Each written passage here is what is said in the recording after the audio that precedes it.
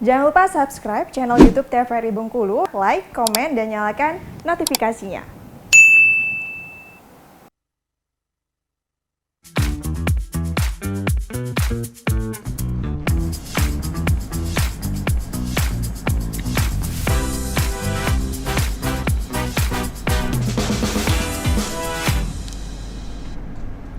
Balik lagi di Opini, obrolan pagi ini masih dengan tema yang sama, yaitu Maestro Kesenian Tradisional bersama dengan Bapak Azwar Effendi Cibuyung sebagai Maestro Seni. Nah, Cibuyung, kalau berbicara tentang peran dari masyarakat, apalagi kan di Provinsi Bengkulu ini banyak sekali ya suku dan juga budaya yang berbeda-beda. Nah, sebenarnya peran dari masyarakat itu sendiri dalam menjaga kesenian dan juga tradisi yang ada di Bengkulu ini seperti apa sih, Cibuyung? Jadi alhamdulillah kami selama berkecimpung di dalam dunia tradisi ini, yang dulu tradisi ini kaku, vakum dengan aturan-aturan sakral yang ada kan. Jadi seiring perjalanan waktu kemudian tradisi ini sudah mendapatkan semacam aura, semacam pemikiran yang luas, maka tradisi ini akan berkembang dengan dukungan masyarakat adat atau masyarakat tradisi yang ada di Bengkulu, baik masyarakat yang dari luar provinsi maupun dengan masyarakat yang memang sudah ada di negeri Melayu ini. Jadi mereka salah satunya sudah mencintai tradisi ini. Bahkan ada beberapa sanggar yang memang bukan anak Melayu punya, sanggar yang datang dari luar, kemudian dia ikut ke sini dan mengembangkan itu. Jadi saya bersyukur alhamdulillah kepada anak-anak sanggar dengan adanya kebebasan, bukan kebebasan maksudnya, ada salah satu semacam kebebasan tapi terbatas yang diberikan oleh orang tradisi untuk mereka lakukan. Jadi selama ini mereka selalu ketakutan, oh nanti kalau kita laksanakan ini kita dimarah sama Raja Pengulu, kalau kita laksanakan ini nanti kita didatangi oleh ketua adat. Jadi gimana ini? Nah, saya sebagai pelestari dan juga mensosialisasikan selama ini kepada masyarakat, dan saya akan bertanggung jawab atas itu. Saya akan bertanggung jawab apabila di suatu hari nanti apa yang dilakukan oleh anak-anak muda, anak-anak kreasi atau anak-anak sanggar, mereka mendapat tantangan dari orang-orang tradisi. Nah, mereka akan berkiblat kepada saya. Kami bisa melaksanakan ini atas perintah atau petunjuk dari Cik Buyung gitu. Yang penting tidak melanggar dari aturan tertentu ya. Nah, sebelum mereka melakukan itu, mereka biasanya sudah berkoordinasi dengan saya. Cik, ini gini-gini Cik, kira-kira akan dapat tantangan enggak Cik nanti ke depan oleh orang tradisi, atau ada larangan enggak gini-gini. Nah, saya akan memberikan, nah ini enggak boleh dilakukan, ini jangan kamu lakukan, ini silakan lakukan, tapi dengan begini-begini silakan kamu kembang dengan cara kamu sendiri. Oke, berarti sanggar ini juga salah satu dari cara kita melestarikan kebudayaan ya Bapak. Memang ya? ini pintu gerbang pertamanya memang harus dari sanggar. Karena anak-anak inilah yang akan mengembangkan tradisi ini, mengenalkan keluar itu. Apalagi misalnya memang sanggar ini berdiri di beberapa pemukiman ya, yang akhirnya bisa dilestarikan kepada masyarakat sekitar, betul kan, memperkenalkan dari suku Melayu itu sendiri. Oke, tapi kalau dari Bapak sendiri tantangan sekarang nih untuk generasi yang akan datang nih terkait dengan kesenian tradisional agar tidak punah nih ya. Ya, jadi kami berharap kepada orang tua yang mungkin di Bengkulu ini kan nggak semua orang tua yang paham tentang tradisi. Nah, kemudian yang kedua, orang-orang tua yang memang sudah paham tradisi, mereka pertama ada yang sudah meninggal, kemudian yang kedua ada yang memang di negeri orang rantau.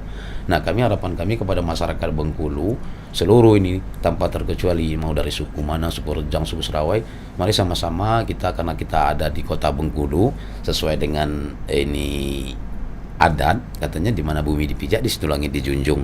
Artinya mari sama-sama kita membangun kota Bengkulu ini dengan nilai-nilai tradisi yang ada, mari sama-sama kita kembangkan. Nah, salah satunya yaitu mengajak anak-anak muda atau anak-anak kid yang masih kecil-kecil kan, untuk mari sama-sama berlatih tari tradisi ini ke sanggar-sanggar yang memang sudah ada, udah ratusan kok sanggar di Bengkulu. Jadi mereka bisa belajar dari sanggar-sanggar, dan ada beberapa sanggar tradisi yang ada di Bengkulu ini kan.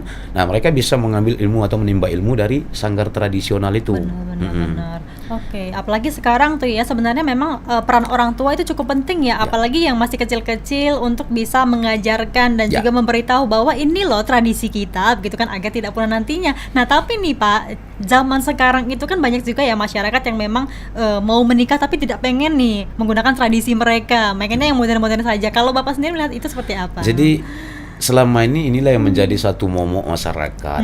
Jadi ada beberapa oknum dari ketua adat atau orang-orang adat, kemudian orang-orang tradisi ini, yang mereka membuat aturan-aturan yang mereka sendiri pun tidak paham tentang aturan itu. Nah, akhirnya apa yang terjadi? Yang terjadi masyarakat Bengkulu akan ketakutan dengan tradisi-tradisi atau adat-adat yang dilakukan di kota Bengkulu. Padahal mereka tidak separah itu kok. Aturan-aturan adat di Bengkulu itu simpel aja. Artinya mereka tetap mengajarkan tertib, mereka tetap mengajarkan akidahnya ke dalam itu. Dan saya pikir dengan aturan-aturan adat dari luar pun bahkan lebih berat dari aturan Bengkulu. Nah, karena mereka tidak terlalu mendalami tentang pemahaman tentang adat itu sendiri.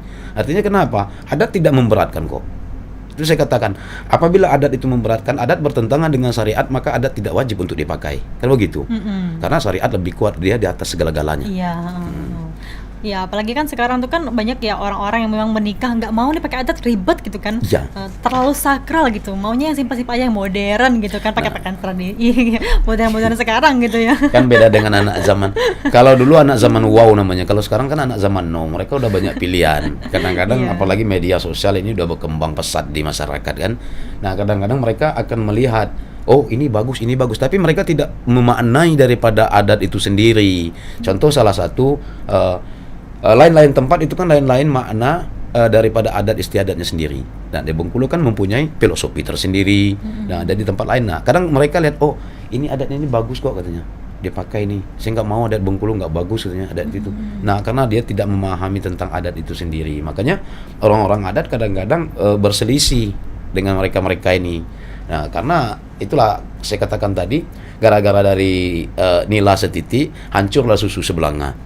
Ini gara-gara oknum. Kadang-kadang oknum terlalu mempersulit masyarakat itu sendiri. Iya, apalagi dengan adanya ketua adat nih misalnya di prosesi pernikahan, terlalu ribet katanya, nggak mau. Padahal kan itu juga termasuk dari salah satu kita melestarikan lah kebudayaan dari kita sendiri seperti itu. Tapi kalau dari Bapak sendiri ya melihat memang sebenarnya kalau di tradisi dan juga kesenian suku Melayu ini ada nggak sih yang memang sudah melenceng atau mungkin sudah mulai punah karena memang masyarakat sekarang tuh sudah tidak mau belajar lagi nih seperti itu? Sebenarnya kalau dibiarkan maka tradisi ini akan hilang dengan sendirinya. Makanya kami dari orang-orang tradisi, orang-orang adat seluruh Raja Pengulu Kota Bengkulu bukan sekarang, dari jauh-jauh hari kami sudah mulai merapatkan barisan untuk menjaga kearifan lokal ini agar jangan sampai punah ditelan masa.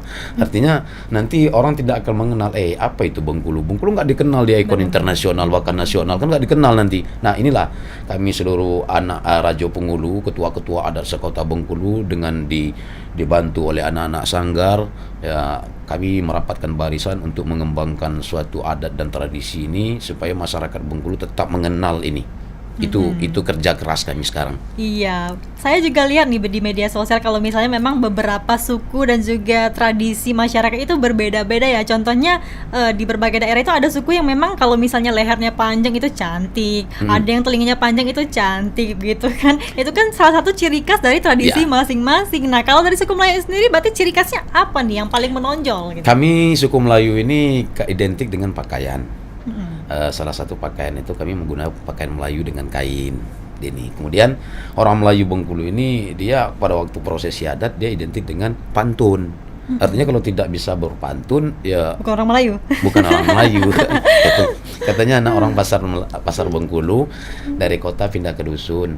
Janganlah mengaku orang Melayu kalau kita tidak baca berpantun. Artinya dikuatkan ini. Walaupun gimana pantun kita mungkin pantun-pantun milenial, artinya kita harus bisa berpantun. Nah. Iya, benar-benar. Berarti salah satunya yaitu kalau misalnya orang Melayu harus bisa berpantun. Boleh dong spill dikit nih Cibuyung pantunnya. Di hari ini apa sih yang bisa dicontohkan? Itu tadi anak orang pasar Bengkulu dari kota pindah ke dusun. Jangan mengaku orang Melayu kalau memang tidak bisa berpantun. Itu ya salah satunya. Oke, mungkin terakhir nih Cibuyung ya, harapannya nih pada masyarakat penerus bangsa ya, penerus tradisi dan juga mungkin dari pemerintah mungkin apa sih yang ingin disampaikan? Ya, makasih. Jadi kalau dari pemerintah saya pikir kami sudah diberikan satu harapan besar. Salah satunya itu saya katakan tadi di awal bahwa Wali Kota Bengkulu dengan dibantu oleh Pak Wawali yaitu Pak Dedi Wahyudi, mereka sudah bukan main menggaungkan tentang nilai-nilai adat dan tradisi ini di masyarakat kota. Tetapi masih tetap berkendala, masih tetap ini satu tantangan bagi kami orang-orang adat, yaitu orang-orang tradisi. kepada masyarakat. Harapan kami kepada masyarakat, entah masyarakat dari suku Melayu, entah suku mana saja, mereka yang masuk di Bengkulu ini, mari sama-sama kita menjaga kearifan lokal yang ada di Kota Bengkulu, kemudian nilai-nilai adat dan tradisi yang ada di Kota Bengkulu. Mari sama-sama kita saling menghormati, saling menghargai, agar satu sama lain antar suku ini tidak terjadi semacam konflik. Itu harapan kami yang pertama. Kemudian yang kedua, untuk menyatukan suku-suku, jangan sampai mereka terjadi konflik antar suku. Nah, maka dengan kegiatan-kegiatan tradisi dan adat, mari sama-sama kita ajak anak-anak kita, mulai dari anak-anak yang masih di bawah umur, mungkin anak-anak kids umur-umur 7 tahun sampai ke orang dewasa, mari sama-sama kita menimba ilmu-ilmu adat dan tradisi di Kota Melayu ini. Iya, agar tidak punah. Agar tidak punah. Oke, terima kasih Cik Buyung sudah hadir bersama kami di Opini pada pagi hari ini. Semoga kita bisa berjumpa lagi di lain waktu dengan tema yang berbeda. Salam budaya. Assalamualaikum. Waalaikumsalam warahmatullahi wabarakatuh. Nah, pemirsa, kami akhiri Opini pada pagi hari ini. Jangan lupa terus saksikan Opini setiap hari Senin sampai dengan Jumat pukul 8 pagi hanya di TVRI Bengkulu bersama Kita Maju. Sampai jumpa.